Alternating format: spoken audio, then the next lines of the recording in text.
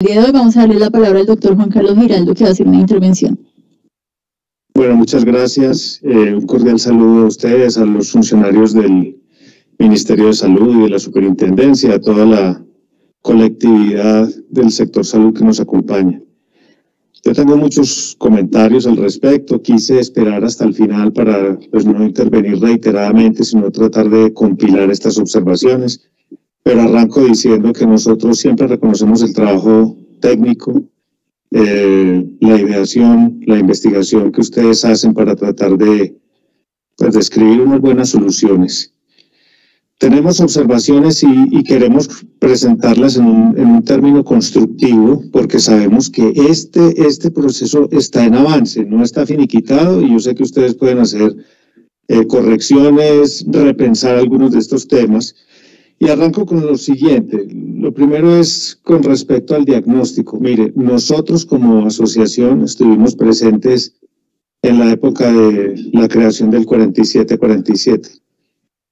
Y en realidad lo que se buscaba, a pesar de que se conoce más por otras cosas, especialmente lo contractual, lo que se buscaba era generar un estatuto en defensa del consumidor de servicios de salud.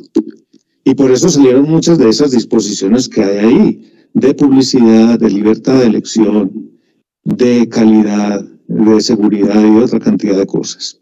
Entonces arranco esto diciendo, miren, en esa época faltaba información, casi muchas cosas fueron intuitivas y casuísticas, de acuerdo a lo que estaba pasando en ese momento. Ha pasado mucho tiempo de ahí para adelante y hemos mejorado mucho. Alguien lo mencionaba, en los sistemas de información y en el conocimiento del sector. Por eso yo creo que a este proyecto le hacen falta elementos diagnósticos, y arrancaría con uno.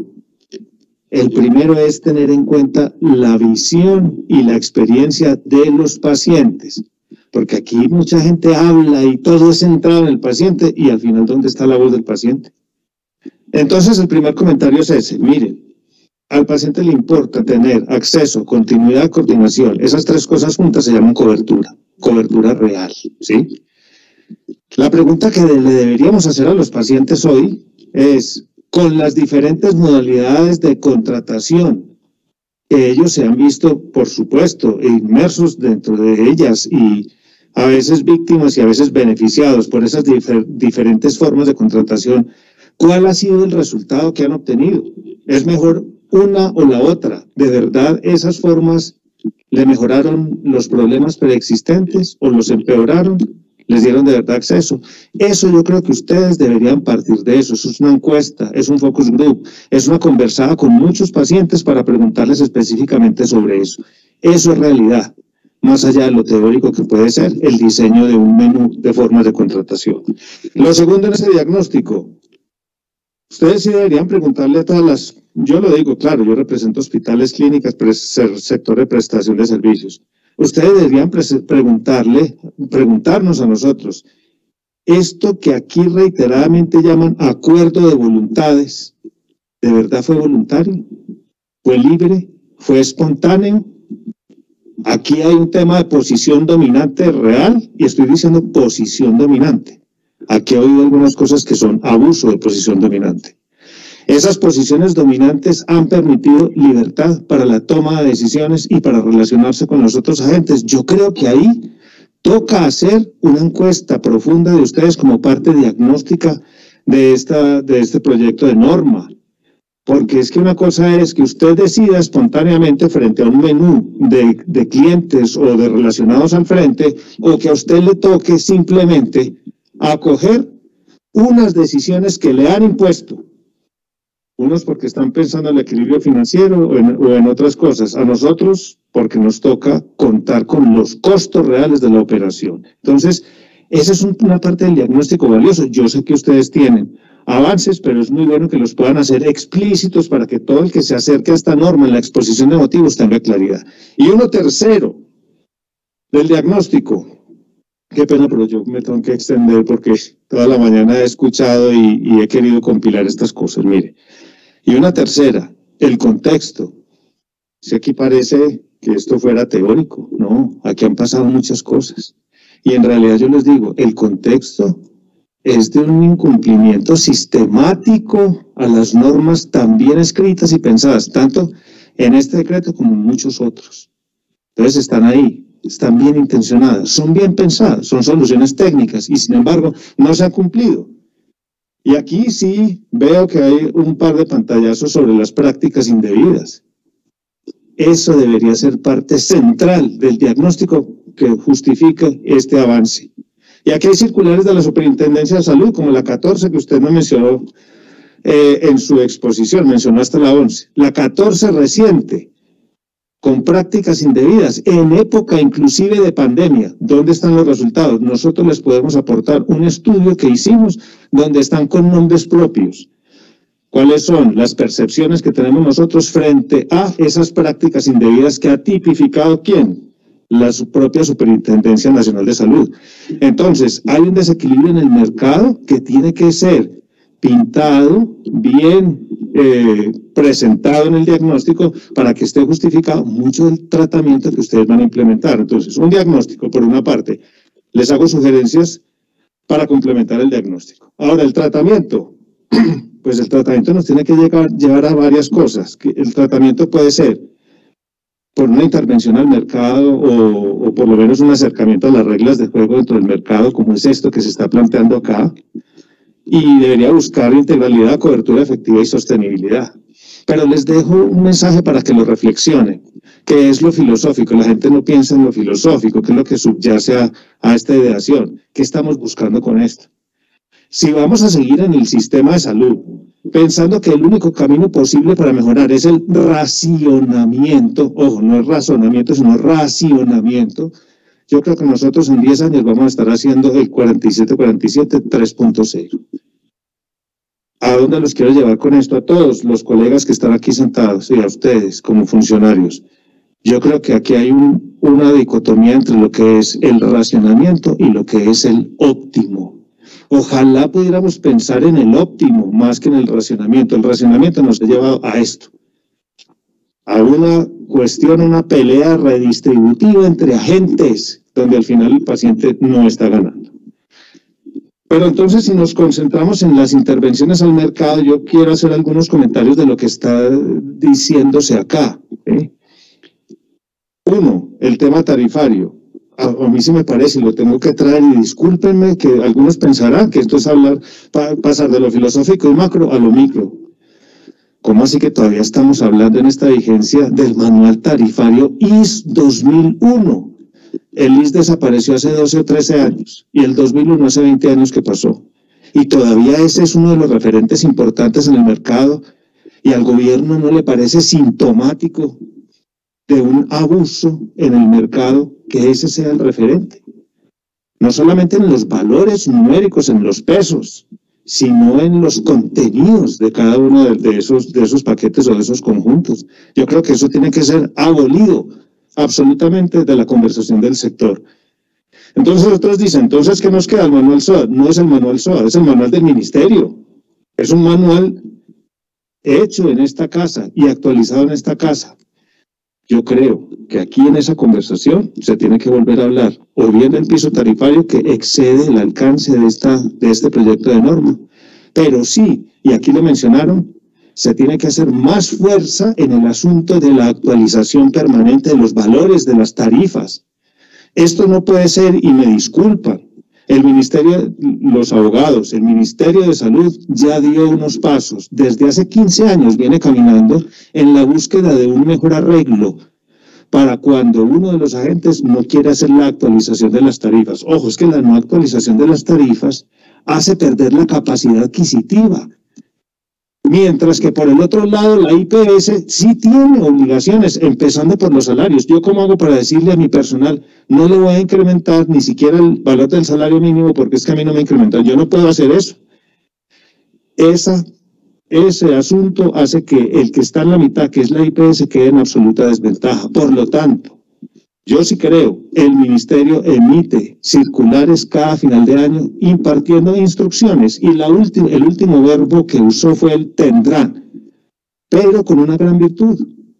Y aquí es donde está la salida para todos los abogados, y es se da el espacio para la negociación. No es que se dice, se incrementarán en tanto, se dice, pasado tanto tiempo después del incremento de la OPC, si no se logra llegar a un acuerdo, se utilizará este valor, que es el oficial expedido por el propio ministerio en el proceso de incremento de la OPC. Esa es una tabla de salvación para muchas entidades y para todo nuestro personal sanitario, donde eso nos devolvamos, como lo están planteando ustedes acá, que queda como opcional y referente, pues nos vamos a devolver por lo menos 15 años en esa discusión. Ese es el tema de las tarifas. Las modalidades de contratación, es mucho lo que hay que decir. Nosotros les hemos enviado a ustedes las observaciones de los hospitales y las clínicas afiliados. Yo creo que ustedes los han recibido y muy juiciosos seguiremos en este proceso. Pero ¿qué les quiero decir en general? Yo creo que no puede quedar la sensación de que hay una modalidad de contratación de moda que es la preferida por el Ministerio de Salud.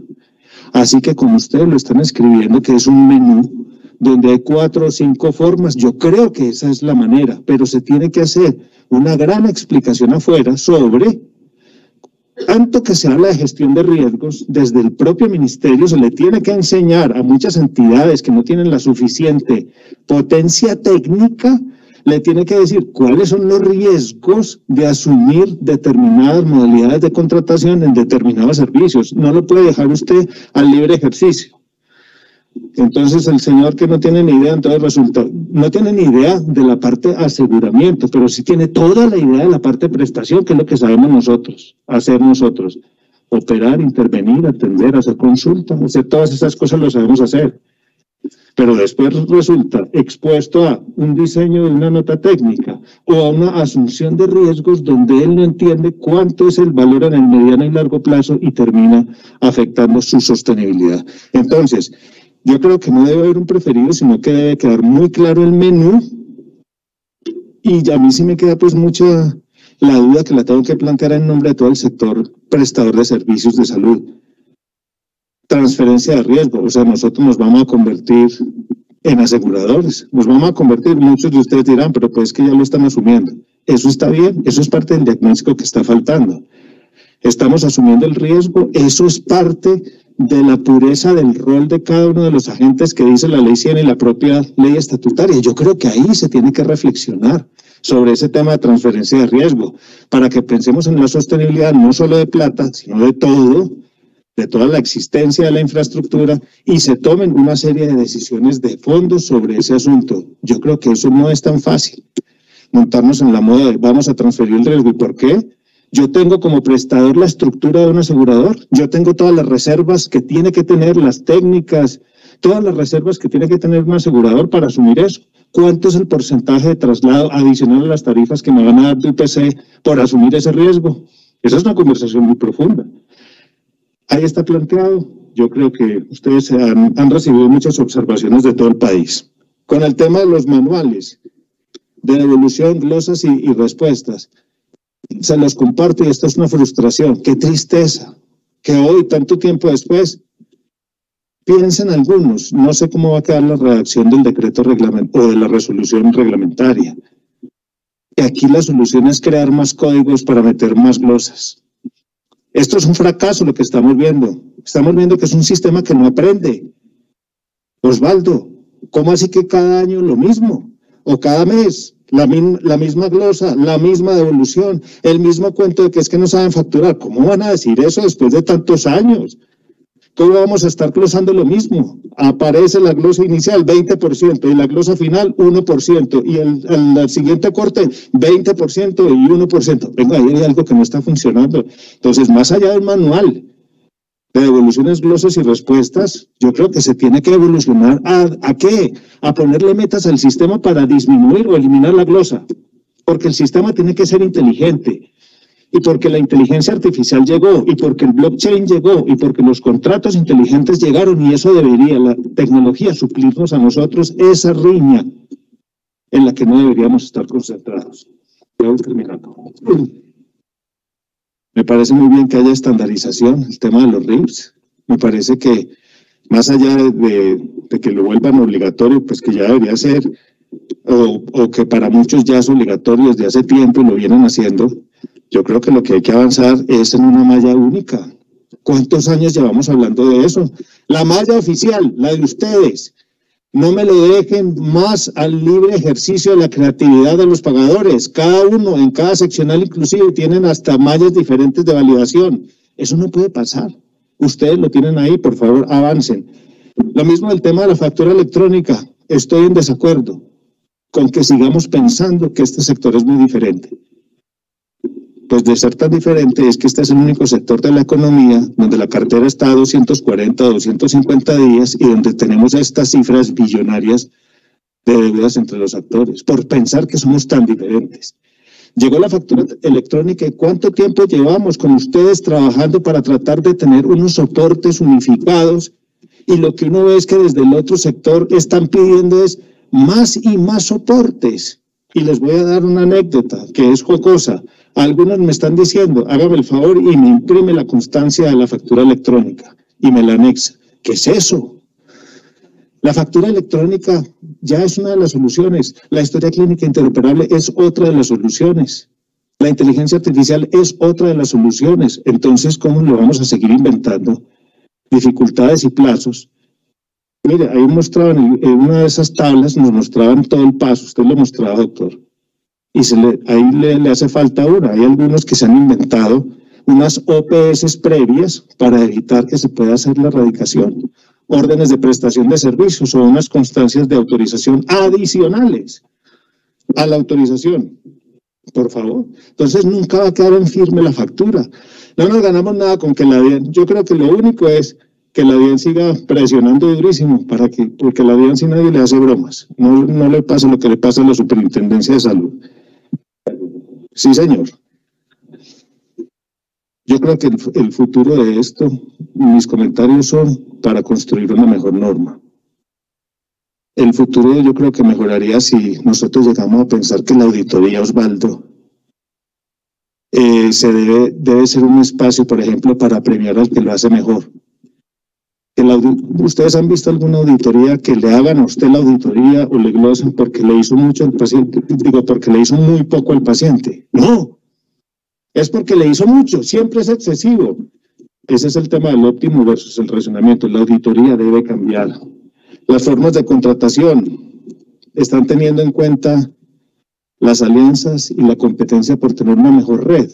Yo no sé, yo creo que ahí en el decreto nos debatimos entre lo individual y lo colectivo. Ojo, redes integradas de servicios de salud o alianzas estratégicas o consorcios es una modalidad emergente que también hay que tener en cuenta como forma de integrar una demanda versus el poder de la oferta. Entonces, eso hay que tenerlo en cuenta. Hay algo que yo resiento, que yo creo que ustedes pueden desarrollar mejor acá. Métanle más fuerza al tema de libertad de elección de los usuarios. El día que los usuarios estén bien informados, conozcan bien qué es bueno, qué es malo y qué es regular, quién lo hace mejor y quién lo hace peor. Ese día no vamos a necesitar estas normas. Libertad de elección, pero se necesita que, claro, luchar contra la asimetría de información, darles indicadores que sean fáciles de entender y que les permitan a ellos comparar. Pero ojo, usted no puede ser injusto, usted no puede llegar a hacer eso así de manera bruta. Usted tiene que hacer una serie de tratamientos, por ejemplo, que en el país tengamos masivamente grupos relacionados con el diagnóstico, GRDs, para que la gente pueda, quitando ese sesgo, lo que es la severidad, pueda decir este es mejor o este no lo hace tan bien. Ese es un tema que no está incluido acá. Pagar por... alguien mencionaba lo de la acreditación, lo del hospital seguro, lo del hospital confiable. No está haciendo ninguna diferencia, en eso se tiene que avanzar. Yo creo que hay que trabajar rápidamente para que podamos llegar a que de verdad haya incentivos para que las entidades se sigan acreditando, sigan avanzando en un nivel superlativo de calidad tributario, académico, de formación, de fomento, de infraestructura, de dotación, no solo la tarifa. Son muchos, nosotros les podemos dar a ustedes unos documentos también, donde hay un set muy grande de incentivos que se pueden pensar para mejorar el tema de acreditación y tiene que ver también, pues partiendo de una fidelidad básica de la existencia o la permanencia en una red, partiendo de ahí se pueden hacer muchas cosas. Y termino con esto. Me parece muy bien todo el tema de intereses de mora, la malla única de validación. La actualización de las tarifas ya dije que no puede ser voluntario, y reitero que lo de las formas de contratación o las modalidades de pago tiene que ser un menú amplio donde no haya una preferencia, porque al final, si hay alguna señal hacia uno u otro lado, pues se pierde todo aquello de la voluntad libre para tomar esas decisiones. Nosotros seguiremos participando en esto. Espero que ustedes puedan reflexionar sobre algunos de estos puntos. No creo que sea nada insuperable lo que les estoy diciendo. Hay muchas cosas que se pueden aportar, pero sí hay algunas preocupaciones, ¿sí? Y esto se tiene que complementar con otras normas, lo de acreditación, lo de garantía de calidad, lo de los nuevos requisitos de habilitación, en fin. Esto no es solo, ni esta es la respuesta sola, no está aquí, pero indudablemente acá hay cosas que hacer, hay que mejorar. Por favor, lo de la actualización de los valores, el tema de las mallas únicas, el tema de la estandarización de la información, una mejoría del diagnóstico teniendo en cuenta el contexto, yo creo que ayudaría a mejorar el resultado. Pues muchas gracias, doctor Juan Carlos. Realmente lo que nos ha mencionado, precisamente este espacio es para escuchar este tipo de situaciones, porque no es lo mismo cuando uno lleva un proyecto de decreto de observaciones y uno lee y puede interpretar de una u otra manera, sino que precisamente todo lo que el doctor Juan Carlos y el resto del auditorio y a través del chat nos han manifestado, precisamente busca es enriquecer este proyecto de decreto. Sabemos que este tema es álgido, que es un tema que toca, o sea, se ve impactado por muchas otras normas. Lo que hablaba el manual de tarifas, que lo hablamos durante toda la sesión, sabemos que es un tema álgido, que nos sobrepasa, pero que hace un llamado para que como sector tomemos pues decisiones o que llame nuevamente la atención qué hacer con este tema de tarifas, por ejemplo. Escuchar a la sociedad civil, los invitamos a estos espacios, esperamos, bueno, tal vez en algunas de las preguntas del chat, pero con ellos tenemos sesiones también mañana, pasado mañana, otra semana, porque precisamente queremos escuchar a las personas, a quienes finalmente son los que son los sujetos de atención y pues que son el centro de atención, y escuchar esa percepción que tienen. Hay otros temas que, aunque el tiempo no nos ha dejado, y es claramente las capacidades de todos los actores frente al tema, nota técnica, no son iguales. Y eso nos va a llevar a la necesidad de documentos técnicos que tenemos que emitir desde acá, desde el ministerio, para estandarizar el conocimiento. Porque claro, habrá unos que conocen más que otros, pero eso pues al final nosotros tenemos la obligación de por lo menos estandarizarlo, y la idea es efectivamente equilibrar la información y sacar los documentos técnicos.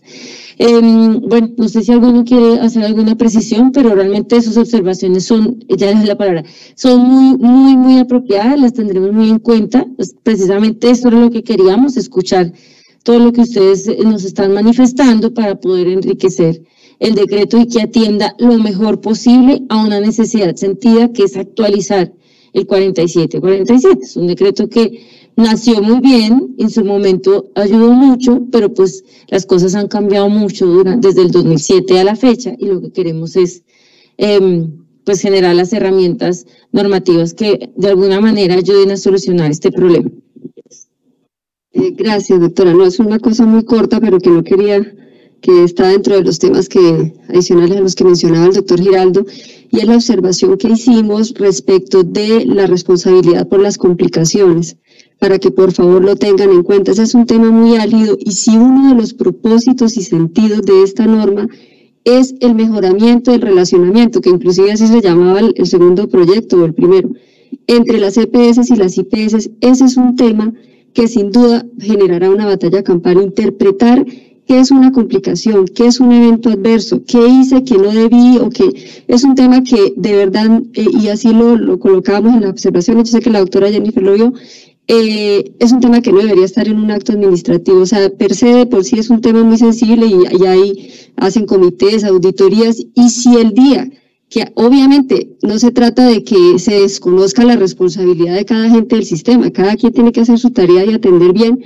o cumplir con lo que tenga que cumplir, pero dejarlo así es generar un problema adicional, más glosa, más dificultad, y que el día que haya una complicación, un problema serio, pues serán los jueces o que sea ya una cosa más de debido proceso que permita resolver eso. Solamente quería adicionar ese punto. Muchas gracias. No sé si alguien del equipo quiere hacer alguna precisión. No, simplemente anotar frente a dos cositas ahí, se invitaron a 168 representantes de sociedad civil, vía correo electrónico con una invitación para cada uno de ellos. Para hoy se habían inscrito, no, desafortunadamente no vinieron, no sé si se lograron conectar algunos. Y pues frente a lo que decía ahorita Fabiola, realmente lo que observamos, el análisis que hemos realizado es que se requiere un apoyo en documentos técnicos más allá de la emisión del decreto, de las cosas que exceden el alcance del decreto y que requieren una ampliación de la información para las personas que hacen parte del sistema, porque pues sí vemos que existen diferentes niveles de conocimiento técnico en diferentes partes del país, y creemos que tenemos el deber de buscar que eso se mejore, ¿no? Porque pues también es parte de nuestra misionalidad y estaremos abordando eso en los diferentes territorios con los diferentes actores en la medida que el alcance nuestro lo permita.